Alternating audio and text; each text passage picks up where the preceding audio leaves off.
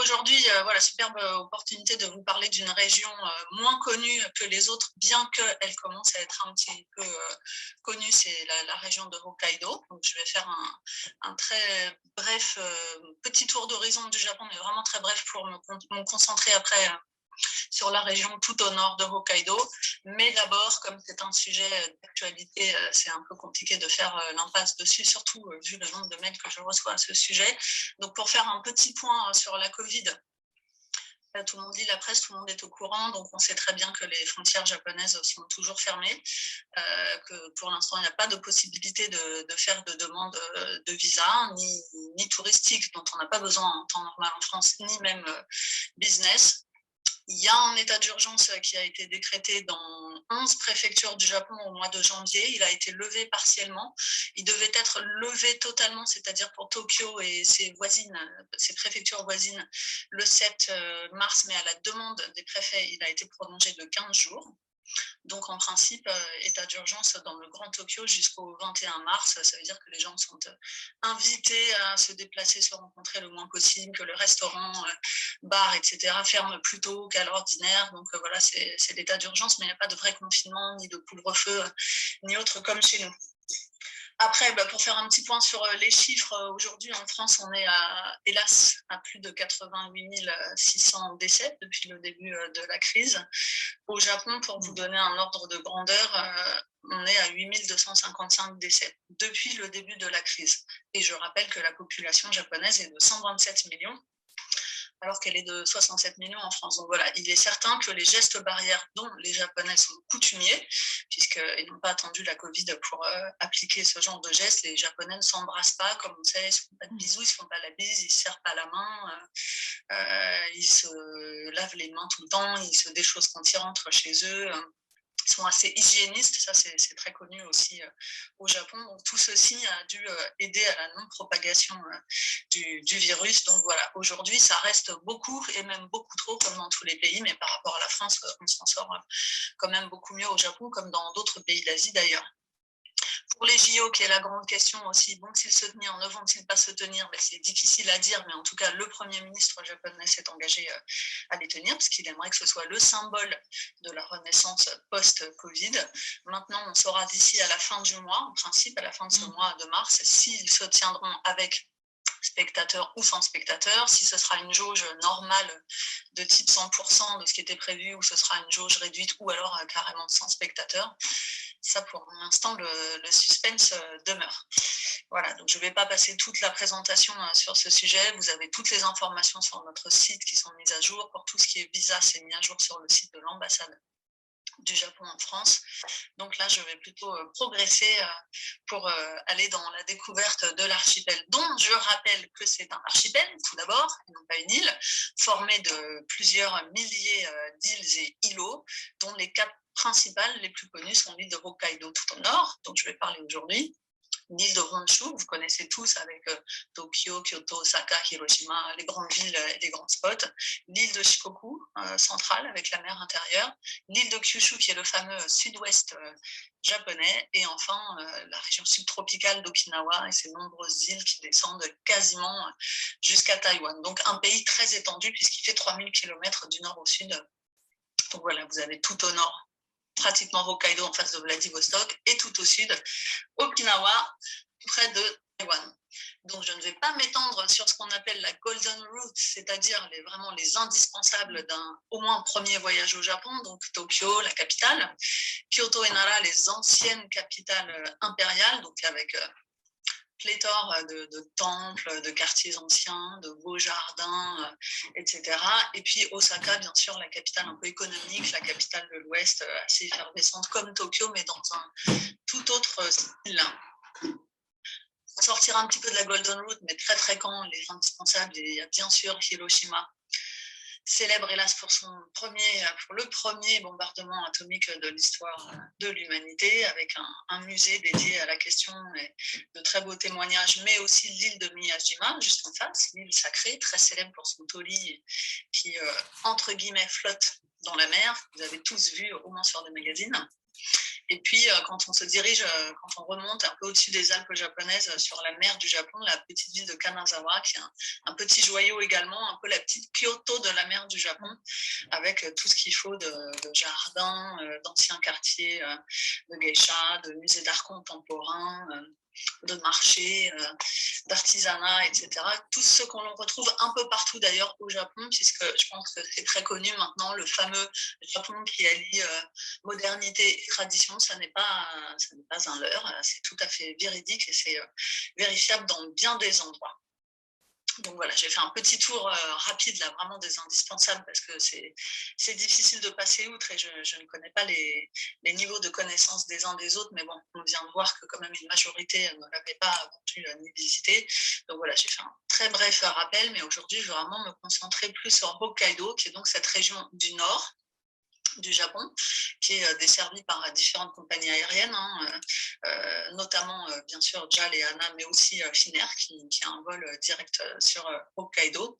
Et Hokkaido, c'est quoi? Si on devrait le définir en 2-3 mots, c'est vraiment la nature, donc aussi bien la faune, la flore, que les grands espaces. Vraiment, il y a des parcs nationaux, il y a des lacs volcaniques, il y a des calderas immenses, et il y a surtout une faune et une flore très particulières. Et puis, bien sûr, comme c'est tout au nord, des pistes de ski, mais pas seulement. On peut y aller aussi en été pour pratiquer différentes activités que l'on verra un petit peu plus loin. Donc, ça, c'est pour vous dresser un portrait vraiment de très large.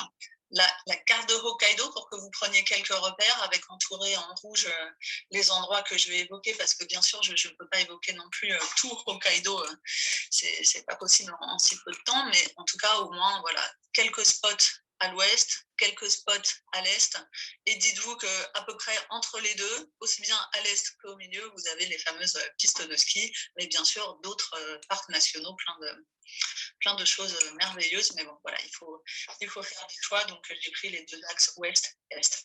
Juste, Charlotte, juste une petite question. Quelle est la distance, à peu près, la taille de cette île? La taille de cette île, c'est une bonne question. On ne m'a jamais posé, et moi-même non plus. Donc voilà, première colle du jour, merci Blaise. On n'a pas répété. N'hésite pas. C'est qu'on peut prendre un vol entre les deux, une voiture, il y a quand même pas mal de distance, mais honnêtement, je ne voudrais pas dire de bêtises, j'ai horreur de ça. Donc, je préfère vérifier et vous donner une information accurate la prochaine fois. Il y a une autre question, est-ce qu'on peut rejoindre en bateau Hokkaido? Alors là, il faut avoir vraiment beaucoup de temps. Je ne le conseille pas, mais bon, pourquoi pas. Il y a des ferries qui desservent un peu partout. On peut aller à Okinawa en ferry, on peut aller à Okinawa à Hokkaido. Il y a aussi des croisières. Donc pourquoi pas, mais bon, comme je sais que les voyageurs français partent déjà beaucoup par rapport à d'autres voyageurs, mais partent rarement 3 mois au Japon quand même. Donc voilà, ça prendrait quand même beaucoup de temps. Donc, déjà, si on veut faire Tokyo-Hakodate en Shinkansen, c'est possible. Donc le Shinkansen étant le TGV local. Et là, il faut compter à peu près 4 heures. Et après, il faut prendre des trains locaux pour rejoindre les autres villes et ça peut vite prendre du temps. Donc en ferry, ça prendrait quand même beaucoup du temps de voyage, je pense. Donc Sapporo, porte d'entrée de Hokkaido, parce que c'est un des aéroports les plus fréquentés. On fait très souvent Tokyo, Sapporo ou Osaka, Sapporo. Donc là, c'est vraiment la porte d'entrée qui se trouve à l'ouest. Alors honnêtement, c'est une ville assez récente qui a été construite sur des modèles de villes occidentaux. Donc si on y va pour un premier voyage, on peut être... je ne sais pas si déçu est le bon mot, mais on peut être étonné en tout cas parce que ce n'est pas forcément les architectures habituelles qu'on peut voir en plein cœur du Japon. Donc on n'y va pas forcément pour ça, mais en revanche, il y a plein de choses à voir. Il y a de très beaux parcs, que ce soit dans la ville ou à l'extérieur de la ville. Parfois des parcs artistiques avec des musées d'art en plein air. Il y a ce fameux festival de la glace qui a lieu tous les ans au mois de février, le Yuki Matsuri, avec vraiment des statues et des sculptures de toutes sortes et de toute taille qui prennent toute l'avenue que vous voyez là sur la photo, toute l'avenue qui va du nord au sud de la ville. Et là, c'est parsemé, si je puis dire, de sculptures de glace. Il y a ce fameux cimetière agrémenté d'une colline, la colline de Bouddha, qui se trouve aux abords de Sapporo et qui est une œuvre célèbre de l'architecte Tadao Ando. Et puis, à 1 heure de train de Hokkaido, vous avez la petite ville de Otaru qui est très mignonne, avec des petits canaux, des anciens entrepôts, très bons restaurants à sushi bien frais, parce que bien sûr, Hokkaido, c'est vraiment un des endroits, alors c'est vérifiable dans plein d'endroits au Japon, mais là, pour le coup, où il y a différentes mers qui se croisent et donc différents courants qui se croisent, et donc ça donne lieu à quand même une profusion de poissons, et particulièrement le crabe. Si on aime le crabe et le poisson, là, c'est vraiment le moment de s'en donner à cœur joie quand on est à Hokkaido et notamment à Sapporo. Aux abords de Sapporo et en tout cas dans la région ouest, si on descend un tout petit peu vers le sud-ouest de la ville de Sapporo, vous avez le parc national de Shikotsu-Toya qui réunit 2 grands lacs, donc le lac de Shikotsu et le lac de Toya. On le distingue parce que le lac de Toya a une île en son sein, l'île de Nakajima, donc l'île intérieure, littéralement. Et voilà, comme tous les parcs nationaux au Japon, ce sont de très beaux endroits pour faire de la randonnée, pour faire du vélo. D'ailleurs, il y a un marathon qui est organisé tous les ans au mois de mai autour du parc de Toya, du lac de Toya. On peut faire des excursions même au départ de Toya pour aller faire les bains, prendre un bain à Nobolibetsu Onsen. Voilà, on peut prendre des petites croisières, des petits bateaux avec les fonds transparents pour voir les fonds du lac. Ce sont des lacs volcaniques, donc ce sont des eaux très pures, très belles, et vraiment, il y a des panoramas de fou. Si on prend le téléphérique vers le mont Usu pour le lac Toya, on a une vue panoramique incroyable sur tout le lac et son île intérieure. Et comme vous pouvez le voir sur les photos, c'est aussi beau au printemps ou à l'été quand c'est bien vert et bleu, qu'en hiver quand c'est complètement sous la neige. Et là, ça donne des paysages absolument incroyable. Donc les amateurs de nature, vraiment, c'est valable dans beaucoup d'endroits du Japon, donc c'est vrai que c'est toujours délicat de dire ça, parce qu'il y a énormément de parcs nationaux, puis le Japon c'est quand même 75% de montagne, 66% de forêt, donc il y a de la nature un peu partout, mais Hokkaido, ce sont vraiment des grands espaces et des grands parcs nationaux, donc il y a de quoi faire, il y a beaucoup de volcans et de lacs volcaniques, ça fait partie de ce qu'on vient de voir. Sont des exemples parmi d'autres. Et du coup, forcément, qui dit volcan, dit source thermale d'eau chaude. Donc, notamment Nobolibetsu Onsen, à côté, enfin, dans les parages de Sapporo. C'est à 1h20 en voiture, à peu près. Et voilà, on peut faire ce qu'on appelle la tournée des enfers, parce qu'il y a vraiment des eaux très, très chaudes avec des fumerolles. Et ça peut être sulfureux aussi parfois, donc ça dégage des fumées, des odeurs aussi parfois.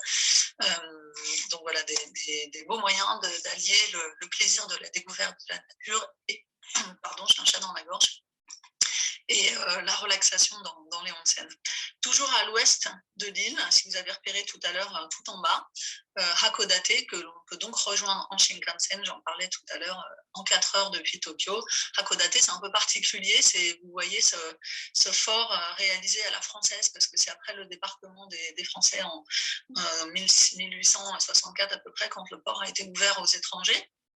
Avant la restauration du pouvoir impérial, les bases de ce fort ont été initiées par un architecte français, et du coup ça fait des choses assez étonnantes puisqu'il est en forme d'étoile, et la dernière bataille qui a eu lieu au niveau de ce fort a eu lieu en 1866, donc vous voyez ça remonte un petit peu, mais finalement c'est pas si vieux dans l'histoire, parce que c'est à cette époque-là que remonte l'ouverture du Japon sur l'Occident et sur l'étranger, l'ouverture aux étrangers. Donc voilà, c'est parti, Hakodate fait partie des plus beaux spots nocturnes. Voilà, il faut monter au niveau du mont Hakodate, tout simplement, pour avoir cette vue magnifique, tout le panorama sur la baie de Hakodate, ou alors si on veut une belle vue sur le Goryogaku, ce fort que vous voyez à gauche, il y a aussi la tour, un observatoire, la tour du Goryogaku. Et puis bien sûr, vous avez des falaises, des très beaux spots, c'est une sorte de cap, hein, c'est tout en bas de l'île, donc c'est très très beau, et surtout, avantage, accessible aussi bien en avion que en Shinkansen, direct depuis Tokyo. Donc voilà, j'ai horreur de ça parce que j'ai l'impression de courir en faisant ma presse, mais c'est comme ça. Si on veut parler de tout, il faut se dépêcher un peu. Donc là, on traverse, on va directement sur le côté est de l'île. Très, très, très, très beau aussi. Alors, on peut arriver par l'aéroport de Memambetsu qui est juste à côté de Abashiri. Abashiri, les spots principaux parmi tant d'autres, c'est le musée de la banquise. C'est vraiment assez impressionnant. C'est un tout petit musée, c'est pas le Louvre du tout. C'est assez petit, mais alors c'est impressionnant par son côté scientifique. Déjà, vous avez une salle qui est à moins 30 degrés, celle que vous voyez en haut à gauche, pour qu'on le ressente vraiment la température qu'il peut faire en plein hiver à Hokkaido, puisqu'au mois de février, ça peut descendre jusqu'à moins 20, moins 22, moins 25. Donc, il peut faire vraiment très, très froid. Je rappelle que c'est en face de Vladivostok, hein, la Russie, ça vous parle, point de vue froid. Vous avez aussi le musée de la prison d'Abashiri. Alors, pour faire très court, on va dire que c'est le Cayenne de Hokkaido, puisque les prisonniers étaient enfermés là, et c'est eux qui ont créé notamment les routes. La route qui traverse en large l'île de Hokkaido et dans des conditions parfois très dures, puisque je viens de le dire, l'hiver était très rude et quand on voit les cellules, tout est en bois, c'est pas du tout isolé, donc moi je ne veux même pas penser au froid qu'ils ont dû ressentir. En tout cas, voilà, c'est un musée qui met en scène la vie des prisonniers avec des films, parce qu'il y a eu beaucoup de films tournés sur cette histoire du Japon. Donc voilà, des reproductions de scènes, de tempêtes, de choses comme ça. C'est absolument impressionnant dans un très beau jardin. Et voilà, ça fait partie des choses que l'on peut faire à Abashiri. Et il y a aussi un musée des peuples du Nord qui ne se limite pas au peuple japonais, mais bien au peuple du Nord sur Terre.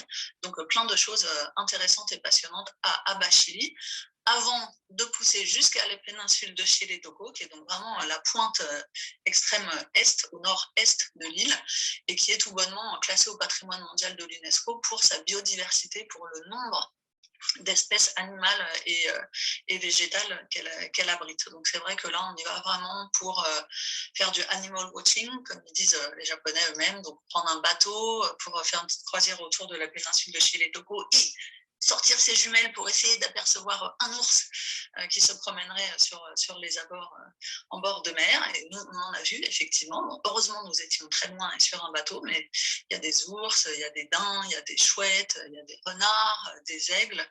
Et d'ailleurs, on peut voir aussi sur l'île de Hokkaido, outre la banquise, ça va vous y faire penser, des baleines. On peut aller observer des baleines. Alors là, c'est en été pour le coup. Mais voilà, tout ça pour vous dire que vous bien vous mettre en tête que Hokkaido, c'est vraiment la nature, la faune, la flore. Et quand vous allez sur la péninsule de Shiretoko, là, c'est le pompon, au bon sens du terme, bien sûr. Donc, comme je vous l'ai dit, il y a beaucoup de lacs et de volcans sur l'île de Hokkaido, comme dans d'autres endroits du Japon, mais là tout particulièrement. Alors, ce sont des volcans en activité pour la plupart. Il y a des calderas, ce que vous voyez en haut à droite, c'est le lac Mashu, qui est plutôt au nord de cette partie est de l'île, et qu'on ne peut pas se balader comme ça autour. C'est dans les hauteurs, hein, on est déjà pas mal en hauteur là. Mais il y a des observatoires, donc des spots où on peut s'arrêter, prendre des photos et avoir des vues incroyables sur cette caldeira. Et d'ailleurs, la petite île que vous apercevez au milieu de la photo n'est pas une île, mais comme nous sommes dans une caldeira, que c'est un lac volcanique, c'est en fait la cheminée volcanique. Donc c'est ce qui reste du volcan par où s'écoulait la lave avant l'effondrement, puisque la caldeira, ça consiste en un effondrement de la cavité volcanique. Mais je ne suis pas scientifique, donc je vais éviter m'enfoncer trop dans le sujet. Si vous allez sur le lac Akan, qui est le lac à gauche sur mon slide, vous pourrez aller sur une petite île, observer le centre des Malimo. Alors les Malimo, qu'est-ce que c'est? Ce sont ces petites boules vertes là que vous voyez à l'écran, qui peuvent être très, très grosses d'ailleurs, il y en a de toute taille, qui me font penser moi à des petits animaux, mais ça n'en sont pas, ce sont des boules d'algues qui sont formées par la houle du fond marin, en fait, si je puis dire, du fond de l'algue, du fond du lac, pardon. Ça crée ces boules et qu'on appelle les Malimo et que l'on peut observer. C'est un phénomène naturel tout à fait impressionnant. Et voilà, encore une fois, vous êtes dans une région très volcanique. Tous ces volcans et lacs volcaniques dont je vous parle, entre les deux, entre le lac Kusharo qui est tout en haut et le lac Mashu, vous avez le mont Iyo que vous voyez sur la photo avec ces vapeurs sulfureuses et ces dépôts de soufre sur la pierre qui donnent un jaune pétant absolument incroyable. Et forcément des paysages à perte de vue. Et donc, c'est l'occasion de faire de très belles randonnées, de très belles marches avec des paysages parfois un peu lunaires. Mais voilà, pour les amateurs de nature, encore une fois, Hokkaido, c'est vraiment l'endroit où randonner à cœur joie. Et en saison, encore une fois, si vous partez du lac Kusharo plutôt au nord de cette partie et que vous descendez la rivière Kushilo, vous arrivez à la ville de Kushilo et là, ce sont des marais qui serpentent. Donc voilà, en hiver, très impressionnant aussi avec ce dépôt de neige sur les arbres, ce brouillard dû au froid et surtout l'endroit connu dans le monde entier pour ces réserves de grues qui viennent s'arrêter là pendant leur période de migration en hiver avec justement une des réserves de grues les plus importantes au monde. Donc pour les photographes animaliers, par exemple, l'occasion de faire de très belles photos comme Bess Joggers qu'on avait invité à Hokkaido qui avait fait des magnifiques photos. Donc voilà, encore une fois, on peut faire du canoë sur les bras de la rivière, observer les grues, marcher, tout un tas d'activités en hiver comme un été, au printemps, à l'automne. Voilà, en toute saison, des paysages très différents, mais de très belles choses à voir. Bon, j'espère qu'il me reste encore quelques minutes. Pardon pour le mode speed, mais j'ai tellement de choses à vous montrer. Donc voilà, pour récapituler, vous avez beaucoup de possibilités d'activités outdoor et j'ai eu l'occasion de le dire dans d'autres webinaires. Vraiment, après le Covid, je pense que les voyageurs, et d'ailleurs, c'est pas je pense, c'est les études qui le disent, vont avoir besoin d'être loin de la foule, de ne pas se sentir agglutinés les uns aux autres. Et donc, ce sera vraiment le moment de proposer des activités outdoor. Donc, voilà, faire du canoë canadien, comme disent les Japonais, sur les lacs qui sont très calmes, très plats, des belles eaux transparentes, des bancs de poissons qui viennent montrer la qualité de l'eau, mais aussi bien sûr de la marche, de la randonnée, du trekking, du ski, hein, on l'a dit, beaucoup de stations de ski sur l'île de Hokkaido qui serait une des meilleures poudreuses au monde, tout simplement. Et puis voilà, prendre un brise-glace en hiver pour aller écouter le bruit de la banquise dérivante, car sachez que c'est l'endroit sur Terre où la banquise descend le plus bas. Voilà, Abashiri, il n'y a pas d'autres endroits sur le globe où la banquise descend aussi bas. Donc voilà, encore une fois, si vous allez à Hokkaido et notamment à Abashiri en plein hiver, c'est le moment de voir et d'entendre la banquise dérivante. Et si vous ne pouvez pas y être à cette saison, dans le musée de la banquise dont je vous ai parlé tout à l'heure, il y a un film qui vous permet de voir et d'entendre ce phénomène. Et en parlant d'activité outdoor, ce n'est pas une activité, mais il y a beaucoup d'endroits autour des lacs où on peut pratiquer le glamping. Donc, ce camping un peu luxe avec de très belles tentes, parfaitement bien aménagées, des structures pour faire sa cuisine, des sanitaires, même parfois il y a des tentes sauna, c'est superbe. Et puis pourquoi pas, pour ceux qui sont adeptes, faire un petit tour à cheval autour d'un lac. Voilà, comment mieux visiter, apprécier la nature qu'avec un animal, le cheval, pour rester naturel. Observation de la faune, je vous l'ai dit, hein, les grues, les aigles, les ours, les baleines, et puis bien sûr les chouettes, les daims, les renards, j'en passe et des meilleurs. Je ne suis pas spécialiste de la question, mais il y a de quoi s'en donner à cœur joie, et on l'a vu notamment sur la péninsule de Filetoko. Et puisqu'on parlait de voyage post-Covid, je pense que nous allons tous être en besoin, et nous le sommes déjà, de se ressourcer, de se relaxer, de se faire du bien. Et quoi de mieux qu'un bon bain de forêt, ce concept qui a pris aussi en France, qu'on appelle le Shinrin-yoku, donc venu du Japon, les bains de forêt. Alors on n'est pas obligé de faire un câlin à l'arbre à proprement parler, surtout qu'il y en a qui ont des circonférences assez difficiles à embrasser. Mais moi, je suis rentrée dans un tronc d'arbre à Hokkaido, dans la forêt Maeda Ippo, et Ippoen, c'était superbe de se sentir blotti dans les bras d'un arbre, si je puis dire. Et puis bien sûr, je vous ai parlé des onsen, quoi de mieux pour se détendre qu'un bon bain chaud d'eau naturelle en plus, et de voir ces petits fumées. Et puis pour peu que ce soit un bain à l'extérieur, de profiter de toute la nature, du paysage, etc. Bon, bien sûr, je dis un petit mot sur les Ainu rapidement, ou du moins sur ce premier centre national japonais sur les Ainu qui a ouvert en 2020, hein, avril 2020, donc c'est tout récent, et qui présente à la fois un musée, un parc qui est une reconstitution d'habitation traditionnelle. Et donc, c'est l'occasion de voir leur culture, leur danse, leur artisanat, les broderies, les motifs que vous pouvez retrouver sur les vêtements des Ainu. Et voilà, c'est très proche. Et pour le coup, c'est plus près de Sapporo. Donc, je vous ai parlé au début de la présentation. Assez facile d'accès. Vous voyez, 40 minutes de l'aéroport, 1 heure de Sapporo. Et voilà, c'est vraiment un bon moyen de découvrir cette civilisation japonaise qui était présente sur l'île de Hokkaido bien avant les Japonais eux-mêmes. Et d'ailleurs, Les 120 premiers inscrits à ce webinaire recevront une petite pochette au motif Ainu. Donc quelque chose de très typique puisque l'on parlait de Hokkaido. Nous nous sommes dit que ce serait l'occasion. Voilà, enfin, je vous l'ai dit brièvement tout à l'heure, vraiment, à Hokkaido, profitez du poisson frais, du crabe, des ramen, bien sûr, une spécialité japonaise que l'on trouve un peu partout, mais chaque région a sa propre spécificité et recette. Et c'est un peu le seul endroit au Japon où vous pourrez manger de l'agneau, le Genghis Khan, ce plat où on fait, comment dire, pas rôtir, mais grillé, voilà, je cherchais le mot, grillé de l'agneau sur une plaque qui, là, c'est pas évident, mais normalement, c'est sur un grill en forme de casque de ces guerriers mongols. Donc voilà. Si j'ai le temps de passer une petite vidéo de 30 secondes. Quel le temps, Charlotte. Quel le temps, youpi. Alors voici une petite vidéo du GNTO qui avait été réalisée par notre siège, tandis que nous, en France, étions en plein confinement, premier confinement, pour nous aider, j'imagine, à garder espoir et à ne pas oublier qu'un jour nous pourrons revoyager.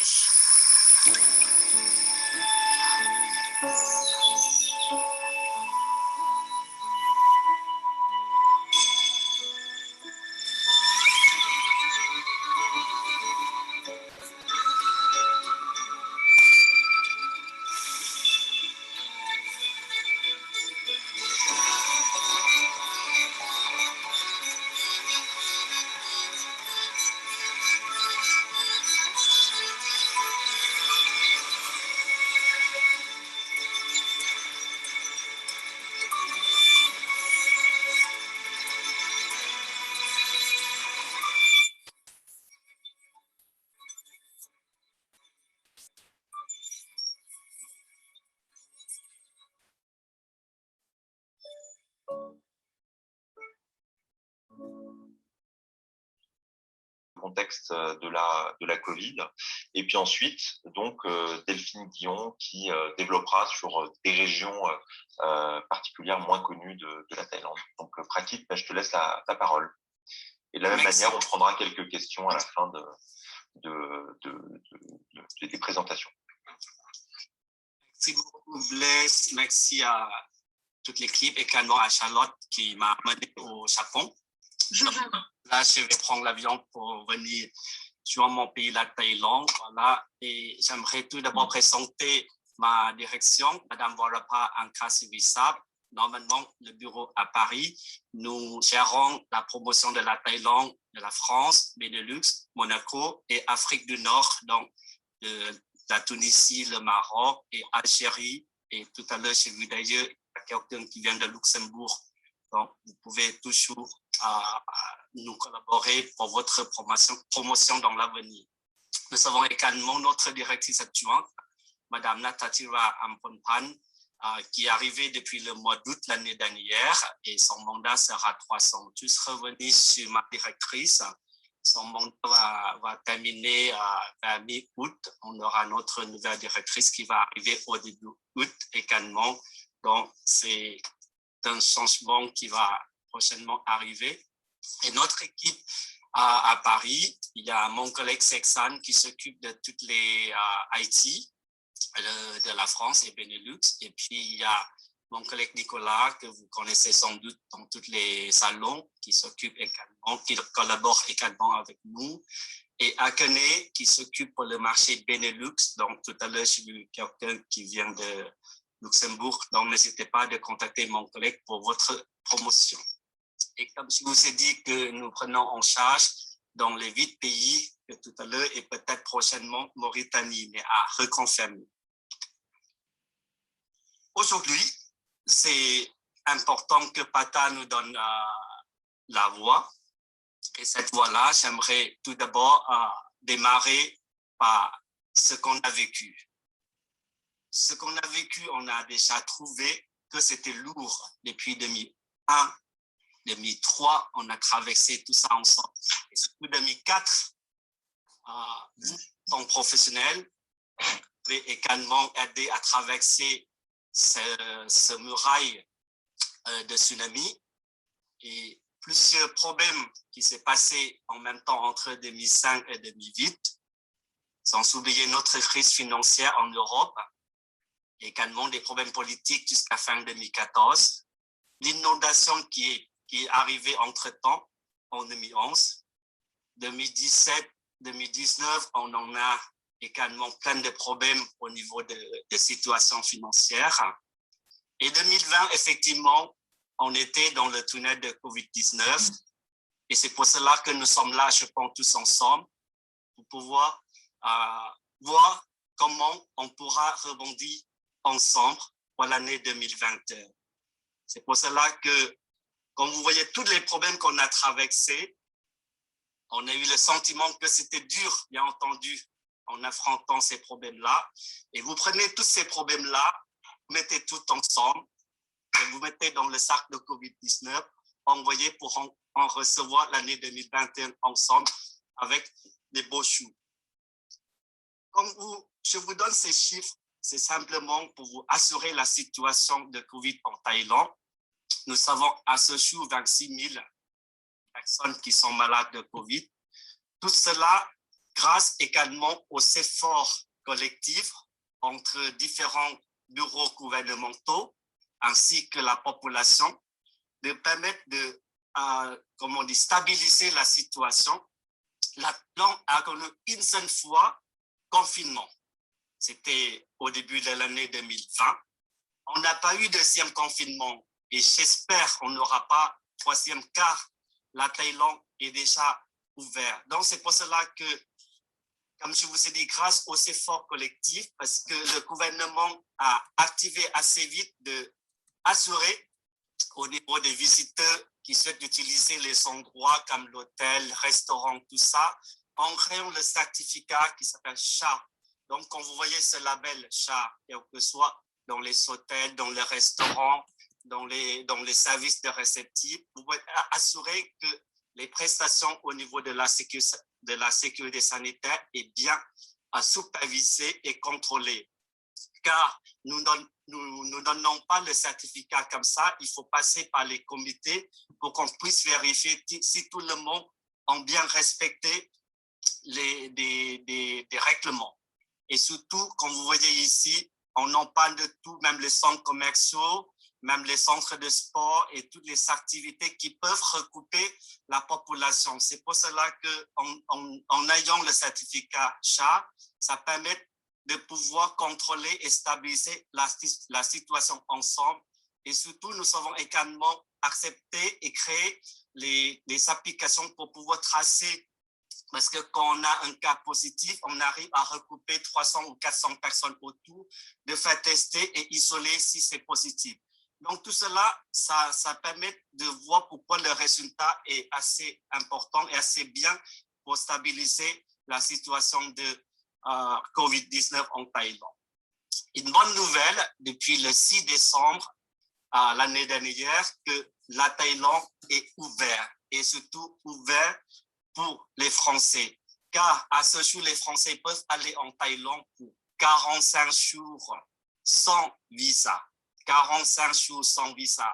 Donc, je vous conseille de prévoir vos vacances de cet été, s'il vous plaît, car on n'a pas pris les vacances fin d'année, on n'a pas pris les vacances de février, à voir pour les vacances de Pâques. Donc, gardez votre argent à côté et prévoyez de dépenser pendant les vacances de cet été. Et si vous ne pouvez pas encore aller au Japon, pensez à la Thaïlande ou d'autres pays en Asie du Sud-Est. D'accord? Le voyage, comme tout le monde dit, le voyage est important. Donc, quand c'est important, il faut aller jusqu'au bout, il faut aller jusqu'à notre objectif. Et pour les personnes qui souhaitent séjourner plus que 45 jours, le visa touristique est toujours valable pour 60 jours et renouvelé sur place 1 mois supplémentaire. Et pour les personnes qui sont tellement amoureux de la Thaïlande, on vous donne même 90 jours et renouvelable encore 2 fois. Donc, ça fait 270 jours pour les gens qui souhaitent faire le télétravail est très conseillé.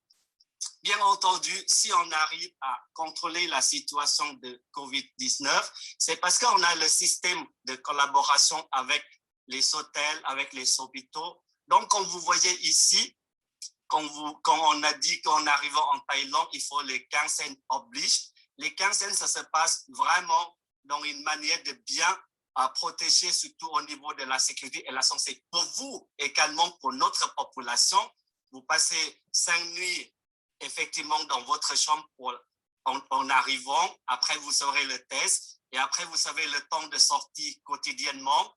Et je vous donnerai peut-être la bonne nouvelle à la fin de ma présentation, ce que l'Office du tourisme de Thaïlande est en train de proposer auprès du gouvernement pour pouvoir vous accueillir peut-être plus aisément par rapport à la quarantaine. Et encore une fois, quand je viens de parler des vacances de cet été, parce que certains endroits de quarantaine en Thaïlande, on a des villas à 120, 200 mètres carrés, comme vous voyez dans cette partie de l'hôtel, que vous pouvez vraiment profiter des quarantaines en famille.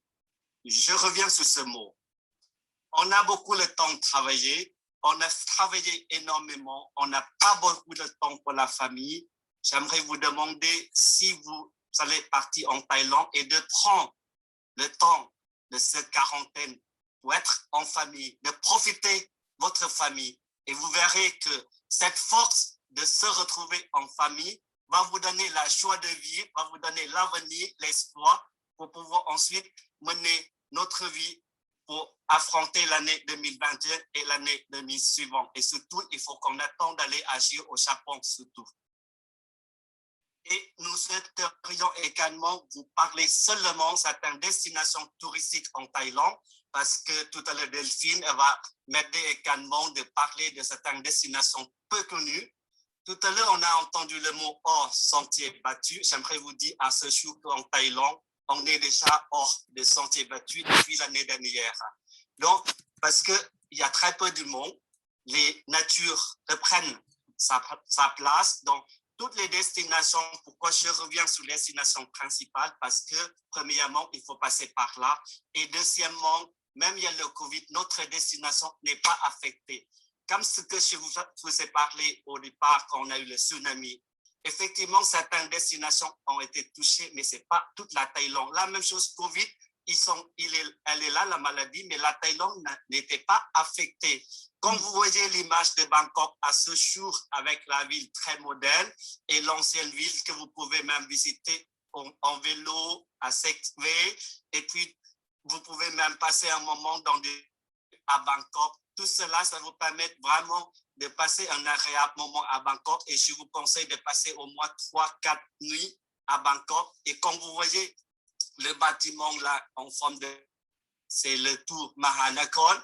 Au sommet de rooftop de ce bâtiment, vous voyez la vue sur Bangkok à 360, même certaines vues, vous voyez jusqu'à la baie de Pattaya. L'ancienne capitale de la Thaïlande, Ayutthaya, comme vous voyez cette image, la boxe Thai, parce que chaque année, et normalement c'est du 17 ou 18 mars, on a une grande cérémonie pour rendre hommage auprès de la maître de la boxe Thai, M. Khanom Tom. Donc, on a normalement, dans les années normales, on a recoupé entre 2000 et 2500 boxeurs thaïlandais du monde entier qui viennent sur cette province Ayutthaya, y compris qui peuvent également découvrir le site historique de la province qui est classée patrimoine mondial. Une petite province dans la région de l'ouest de la Thaïlande, Kanchanaburi.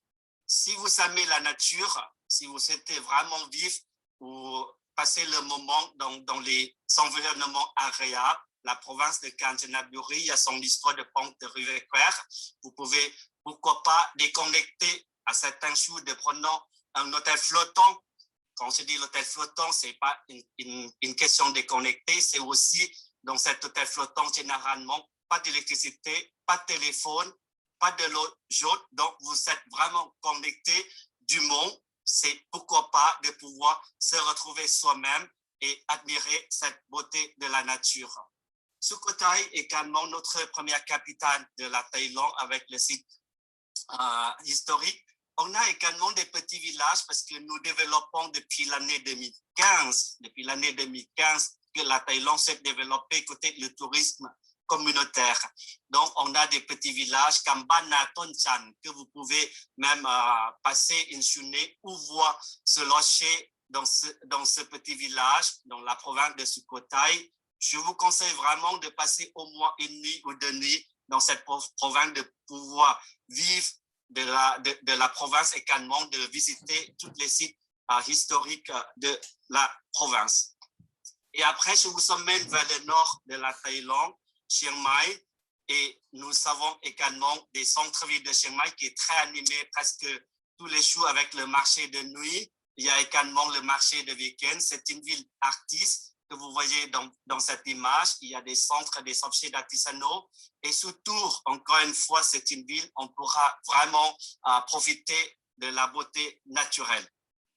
Et après la province de Chiang Rai, également, quand vous voyez ce paysage, l'activité, comme Charlotte a dit, toutes les destinations proposent à ce jour l'activité outdoor. Donc, la Thaïlande a la même superficie comme la France. On a 77 provinces, donc Chiang Rai fait partie de la province dans le nord. Il y a premièrement des temples à visiter. Il y a le temple blanc, le temple bleu, le musée noir. Donc, c'est une province qui a un mélange entre la culture, la tradition, y compris de la nature. Je pense pas mal de vous a déjà vu l'émission le samedi dernier ou dimanche dernier. C'est 50 minutes Inside qui a parlé de la province de Chiang Rai. Surtout, ils ont parlé des éléphants. Et j'aimerais vous arrêter ici avec moi pour 30 secondes sur les éléphants. À ce jour, dans tous les pays, ont des problèmes pour s'occuper des animaux qui ne peuvent plus travailler dans le tourisme. Et on ne parle de plus en plus de support financier.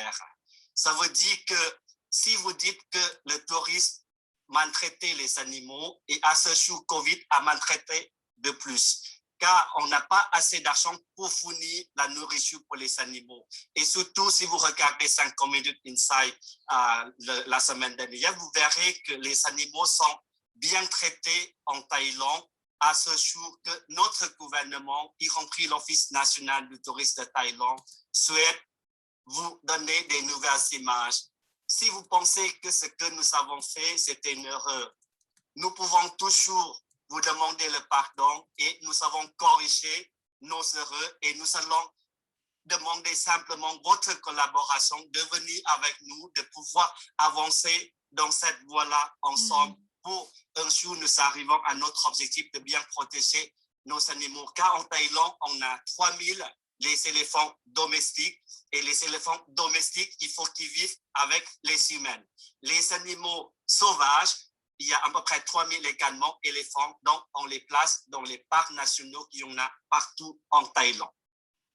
La province de Thras, à l'extrême est de la Thaïlande, nous avons également les parcs maritimes que vous pouvez vraiment profiter à certains endroits, ce que vous êtes avoir un privilège privé où vous voulez vraiment passer un bon moment, de vivre avec la nature, de trouver soi-même pour pouvoir ensuite admirer notre vie à ce jour à travers de cette beauté de la province de Thras où se situe Koh Chang, l'île le deuxième la plus grande de la Thaïlande après Phuket.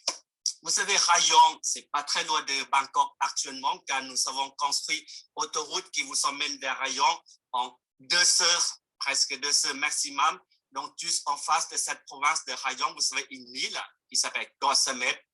Je vois tout à l'heure, il y a 140 de personnes qui participent à ce webinaire. J'aimerais vous inviter ou aller en Thaïlande prochainement si vous allez sur l'île de Samet. Le soir, vous sortez dans un restaurant au bord de la plage et passez un moment sur le sable, en hiver, regardez le ciel, les étoiles, passez un bon moment. Si vous venez en famille ou avec votre moitié, je suis sûr et garanti que vous allez passer un bon moment sur cette île qui a de plus en plus une demande pour le voyage de noces et le mariage.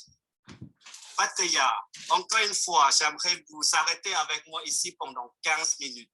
Pattaya a complètement changé. Pattaya a beaucoup développé parce qu'à ce jour, Pattaya, on pourra vous dire qu'on pourra accueillir des clientèles familiales avec plein de prestations hôtelières de certains niveaux, avec des parcs aquatiques, avec les sanctuaires de la vérité, avec des temples à visiter, avec les îles en face de Pattaya et surtout le soir quand vous rentrez de l'île de Koro vers Pattaya, sous la baie de Pattaya, je vous demandais toujours mettre une bouteille de champagne au frais, car en arrivant sur la baie de Pattaya, sortez la bouteille, pétez la bouteille de champagne et vous allez voir, vous allez admirer la vue de la baie Pattaya comme l'image à votre gauche en haut. Vous verrez que c'est vraiment une ville agréable, et à ce jour, nous souhaiterions que Pattaya revienne dans le marché français. Et Samui, je vous emmène vers le sud-est de Samui. Donc, c'est une île, encore une fois, qui se situe qui donne peut-être certaines images très connues, très populaires, mais l'île est assez grande pour vous accueillir. Donc, il y a pas mal de plages autour de l'île que vous pouvez savourer et surtout combiner avec les îles comme Phangan, ou Tao, ou Nang Juan. Juste, j'aimerais vous arrêter sur l'île de Phangan, encore une fois, sur les images de Full Moon Party. Il ne faut pas affoler, il ne faut pas devenir fou quand on entend le mot Full Moon Party. Full Moon Party, l'origine, c'est que la population locale souhaite accueillir les visiteurs pour passer un bon moment le jour de la pleine lune, pour passer un bon repas en famille et avec les invités. La fête a été transformée pour la fête plus animée avec plein de musique, plein de DJ qui viennent du monde entier. Simplement, l'image qu'on a entendue par les médias, des fois, ça nous a un tout petit peu donné les fausses images. Je suis allé 2 fois sur la fête de Full Moon Party. Je suis allé pour profiter le bon moment avec les amis, avec ma famille. Donc, je peux vous garantir que si l'objectif est pour cela, pour profiter de la fête, je peux vous garantir que vous pouvez profiter jusqu'à le lendemain, 4 ou 5 heures du matin. Et après, je vous emmène sur l'île la plus grande de la Thaïlande, Phuket. Il ne faut pas oublier, c'est une île qui fait quand même de 25 à 45 kilomètres. Donc, vous avez l'espace suffisamment pour pouvoir profiter des différentes plages de Phuket, surtout côté l'ouest de l'île. Vous savez, au nord de l'île de Phuket, il y a des plages presque, comme on dit, tranquilles, que vous pouvez profiter. Et bien entendu, pour les personnes qui aiment bien un tout petit peu les endroits animés, vous avez Kata Karon, et Patong et Surin, qui vous permettent de sortir le soir. Car si vous restez 7 nuits à Phuket, vous allez bien profiter de l'île et également toute la baie autour. Surtout, il y a juste à côté, vous savez, la province de Krabi, à environ 2 heures de route de Phuket. Il y a également le vol qui arrive en directement. Là, également, c'est une destination qui devient de plus en plus familiale. Nous parlerons également les îles comme Tipi, également sur le Koh Lanta. Les activités de bien en ce que la Thaïlande pourra également accompagner pendant votre voyage, nous parlerons de différentes activités. La gastronomie, la cuisine thaï est assez réputée par rapport à la préparation, également les ingrédients.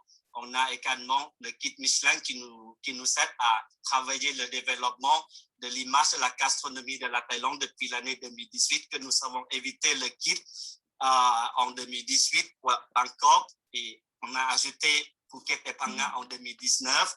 2020, on a ajouté à Chiang Mai. Donc, encore une année pour l'année 2022, nous allons également pour vous donner les images de la gastronomie mondiale. Là, je ne parle pas que la cuisine thaï, c'est la gastronomie mondiale de la Thaïlande qui se trouve en Thaïlande.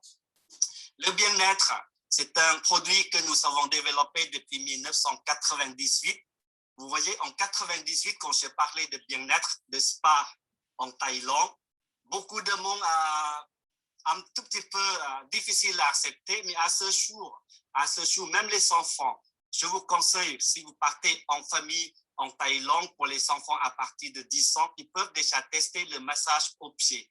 Donc, ça permet pour eux d'apprendre une autre culture avec le contact avec la population locale. Et après, bien entendu, le shopping, qu'est-ce qu'on a? Surtout maintenant, toutes les compagnies aériennes vous donnent 30 kilos, donc il faut garder votre bagage pour pouvoir bien rentrer avec les shopping que vous pouvez faire en Thaïlande.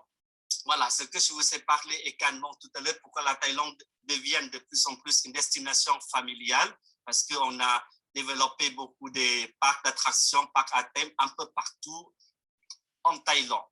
Même pour le soir, on a également des centres de spectacle et le festival. Là, prochainement, normalement, on aura la fête de l'eau ou le festival de Songkran ou le Nouvel An Thaï du 13 au 15 avril. Pour le mois de juillet, on a la fête des bougies un peu partout dans la région du Nord-Est. Et avant la fin d'année, octobre ou novembre, il faut voir le calendrier précisément, on aura la fête de la lumière. Et bien entendu, toutes les prestations des hôteliers en Thaïlande sont là pour vous accueillir. Et j'aimerais également vous emmener à ce point, comme je vous ai dit au départ, que la Thaïlande a développé du tourisme communautaire depuis 2015. Et nous allons continuer parce que nous souhaiterions un jour, et en profitant de cette situation de Covid aussi, de transformer la Thaïlande comme une destination durable et responsable, avec tous les critères que nous allons appliquer petit à petit. Et surtout, prochainement, quand vous viendrez en Thaïlande, j'aimerais aussi vous sensibiliser de collaborer ou initialiser certaines choses avec nous pour pouvoir ensuite, un jour qu'on arrive à notre objectif, la Thaïlande comme une destination touriste durable et responsable. Pour le voyage en Thaïlande pendant cet été, effectivement, c'est un voyage qui est valable à partir 25 nuits, 30 nuits, 45 nuits. Effectivement, il y aura très peu de clients avec cette obligation de quarantaine. Mais l'Office national du tourisme thaïlandais a déjà bien travaillé pour que les Français qui peuvent voyager et qui souhaitent voyager dans l'avenir, donc on a travaillé dans différents médias qui ont des gros supports qui peuvent toucher à certaines clientèles CSP++. Donc j'espère que nos informations que nous avons fait passer auprès de ces médias que vous voyez dans cette liste, avec les images qu'on a données à la Thaïlande autrement, on pourra dire autrement, avec bien entendu un mélange entre de la culture, la tradition. Et j'espère que cela, ça va apporter une demande des Français auprès des tour opérateurs et les agences de voyage. Et nous allons encore continuer, surtout pourquoi nous travaillons également auprès des médias professionnels pour vous communiquer que la Thaïlande à ce jour est ouverte. Il y a une condition, mais cette condition va être peut-être modifiée prochainement. Parce que, comme vous voyez, ici, les offres sont là. Nos partenaires réceptifs qui sont prêts à nous aider à développer, comme je vous ai parlé, comme Delphine tout à l'heure va vous a parlé, il y a HSJet, il y a également Asia Travel. Donc, ils sont créés les produits pour vous proposer, pour que les gens puissent voyager pendant cet été. Bien entendu, 15 cents oblige, et le reste, vous pouvez profiter la Thaïlande. Et c'est pour cela que, pourquoi je dis les bonnes nouvelles, j'aimerais vous annoncer à la fin de cette présentation, parce que ma directrice est en train de voir avec le siège pour pouvoir relaxer un tout petit peu la condition pendant des quarantaines. Ça veut dire on va penser à partir du 1er avril à 30 septembre pour les Français. Ça, c'est une idée. C'est une idée qu'on est en train de travailler sur. C'est que les Français qui sont vaccinés, ils peuvent simplement rester dans la chambre pour 3 nuits. D'accord? Et le reste, ils peuvent profiter la piscine, le restaurant, les centres de fitness, de l'hôtel. Et si le test de 5e jour est négatif, le 8e jour, ils sont libres pour visiter la Thaïlande. Et comme je dis, visiter la Thaïlande, c'est partout. D'accord? Et pour les personnes, les Français qui n'ont pas encore vacciné, on va voir si on peut réduire de 15 à 10. D'accord? Et normalement, à partir d'octobre 2021, tous les Français vaccinés, ils peuvent arriver en Thaïlande sans quarantaine. Ce sont les idées qu'on a fait un test avec des professionnels en France. Également, on a fait un test dans le groupe professionnel pour voir comment chacun de nous réagit. Bien entendu, tout le monde dit qu'il faut supprimer les quarantaines. On aimerait bien, vraiment. Vraiment, si on applique des quarantaines, ce n'est pas pour vous embêter. C'est simplement, nous souhaiterions protéger la sécurité, la santé de vous et notre population. Et comme vous voyez à ce jour, écoutez-moi, je parle en français aussi, pourquoi la France est confinée, déconfinée, confinée, déconfinée? Parce qu'on n'a pas pris de mesures strictes à certaines choses. et il n'y a pas des efforts collectifs, je pense. Mais bon, je ne veux pas critiquer mon pays, la France, mais c'est simplement si, pour faire comprendre seulement les professionnels, pourquoi la Thaïlande applique toujours des quarantaines. Certaines destinations proposent même 21 jours. Certains pays proposent peut-être 5 ou 7, mais nous, on essaie petit à petit. C'est pour cela, au début de la présentation, je vous ai parlé par rapport aux problèmes qu'on a eu avant. On a pris ces expériences-là, de pouvoir maîtriser la situation et de pouvoir vous accompagner petit à petit. Et c'est une seule fenêtre de tir que la Thaïlande pourra vous offrir à ce jour pour voyager en Thaïlande. N'hésitez pas de nous suivre dans notre réseaux sociaux, Ma Thaïlande, et nous sommes là pour toutes les questions. Si vous souhaitez aborder avec nous, suggérer avec nous, je suis vraiment ouvert pour vous écouter et surtout pour vous emmener jusqu'au bout sur le développement de tourisme franco-thaï. Et si l'Asie, le Japon vient nous joindre prochainement et d'autres pays aussi, je serai heureux de voir le développement sur le continent asiatique. Et bien entendu, si le monde un jour devient normal, je serai également heureux. Merci de nous donner cette voix aujourd'hui, de partager le bon moment avec vous. Merci, Bless. Merci beaucoup, Prakit. Très heureux de... C'est parfait. Ok, parfait. Donc, je prends la main après une fabuleuse introduction par Prakit. Merci beaucoup. Blaise, comme tu m'as présenté, moi, je suis Delphine. Je suis responsable des marchés francophones au sein du réceptif Asian Trails. Merci de m'avoir convié à ce webinaire et puis merci à vous tous qui participez. C'est assez impressionnant de voir autant de participants. Donc, merci à vous. Je vais juste commencer avec quelques mots à propos d'Asian Trails pour celles et ceux qui éventuellement ne nous connaissent pas. Et on partira ensemble explorer 2 régions de Thaïlande pour illustrer le potentiel de la destination hors des sentiers battus, sujet du webinaire aujourd'hui. Donc, à propos d'Asian Trails compte parmi les piliers du marché réceptif en Asie du Sud-Est. Nous avons été fondés en 1900 et sommes aujourd'hui présents dans 8 destinations en Asie et Asie du Sud-Est. Notre maison mère est à Bangkok, Thaïlande. Moi-même, je suis basée depuis un petit peu plus de 7 ans. On a échangé les postes avec Prakit. Asian Trails en Thaïlande a ses propres bureaux sur l'ensemble des destinations clés, la plupart mentionnées de nouveau par Prakit, Phuket, Krabi, Koh Samui, Khao Lak, Chiang Mai. Et partout sur ces destinations, nous avons une représentation francophone.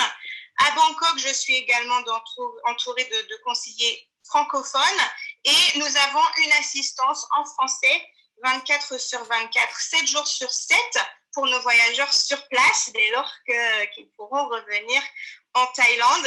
Et également membre de Bata France, nous avons James, notre collègue à Paris, directeur commercial pour Asian Trails sur les marchés francophones.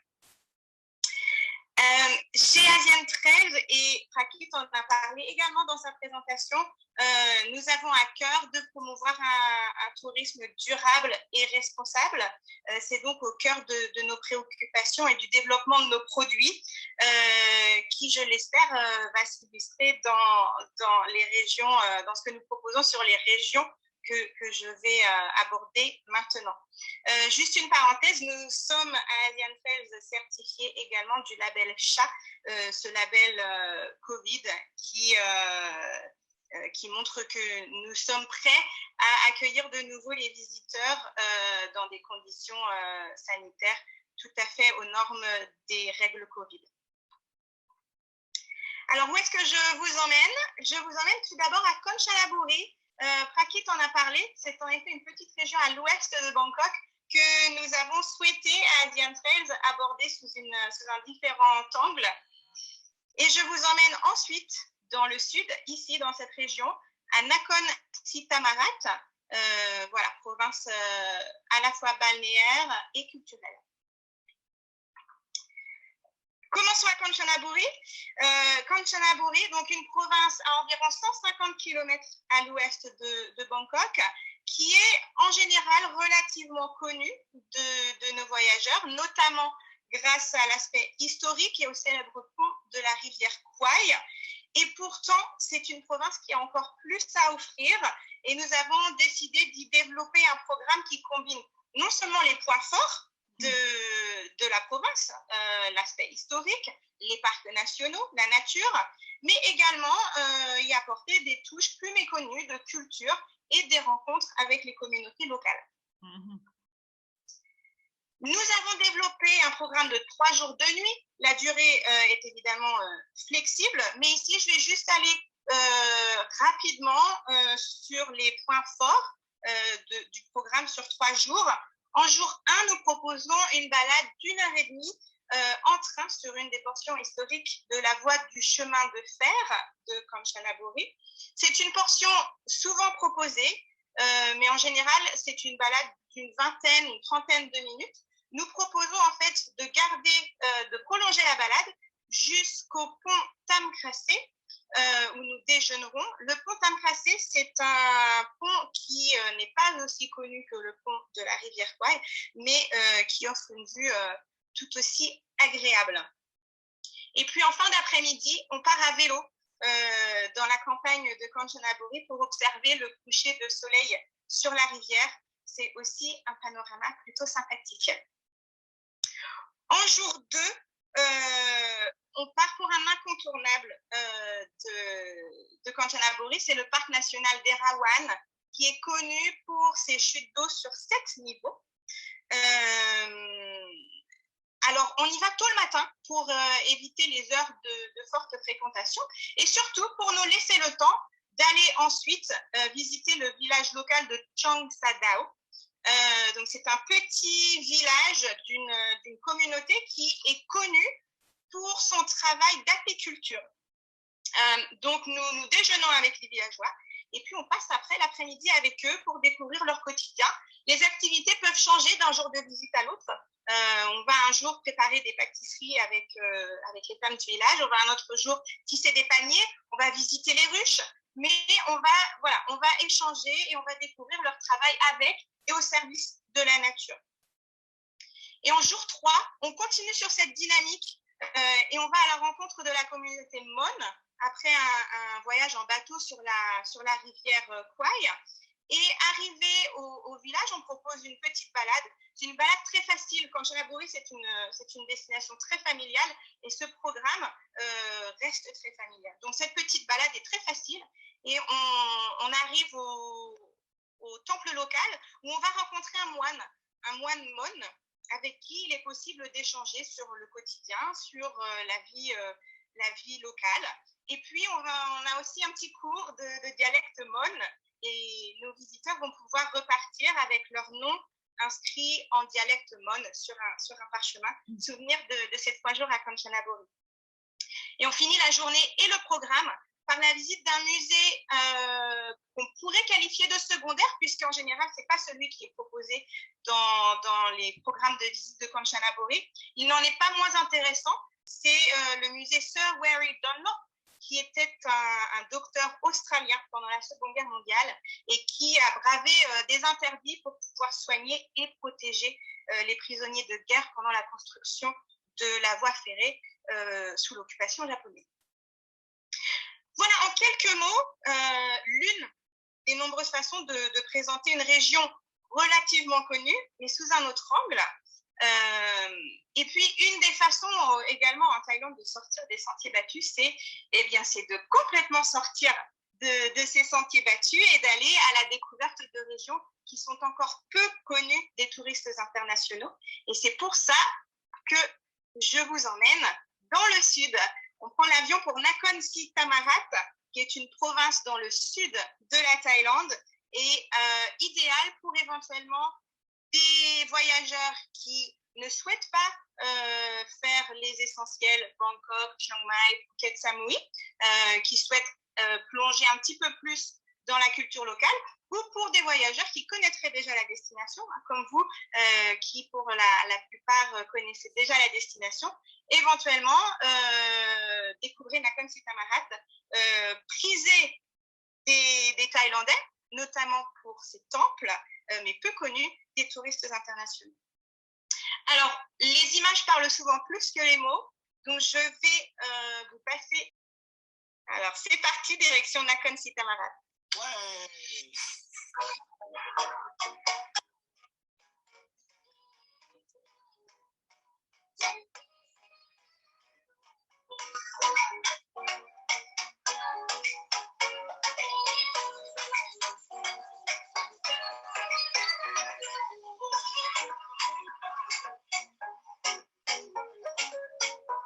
On a fait la fête de tous dans cette province.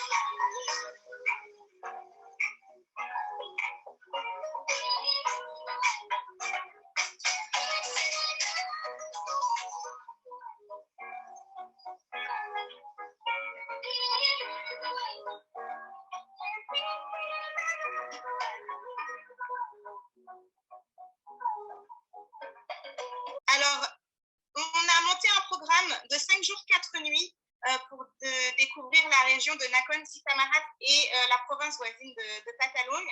C'est de nouveau variable, on peut le proposer évidemment en version plus courte, ou on peut prolonger le séjour.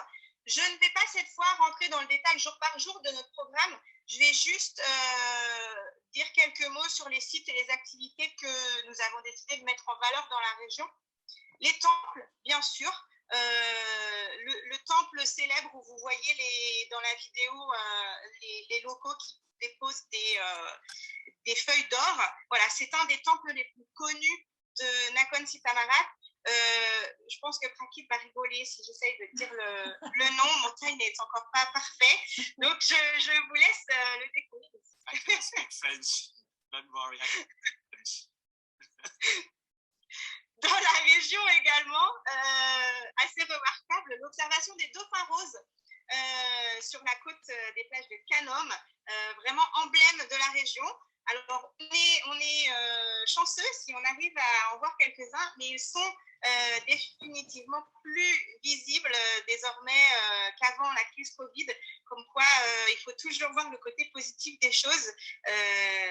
Moins de visiteurs, ça a aussi permis de donner un petit coup de boost à la nature, la faune et la flore dans certaines régions.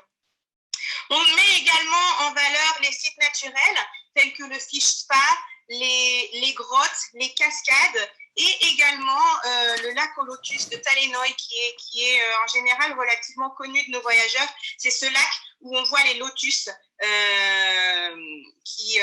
le voit dans la vidéo, le bateau qui passe au milieu du lac aux lotus. Et on essaye également, toujours dans notre optique de tourisme durable et responsable, d'aller à la rencontre des communautés locales et de proposer des activités avec eux. Donc ici, dans notre programme, on inclut la communauté locale de Banlem, où il est notamment possible de prendre un bain de boue marine connu dans la région, ou alors de s'initier à l'art du tressage de sacs et de paniers à Ban Nong Talung Suksin. Donc voilà, c'est de nouveau une liste non exhaustive.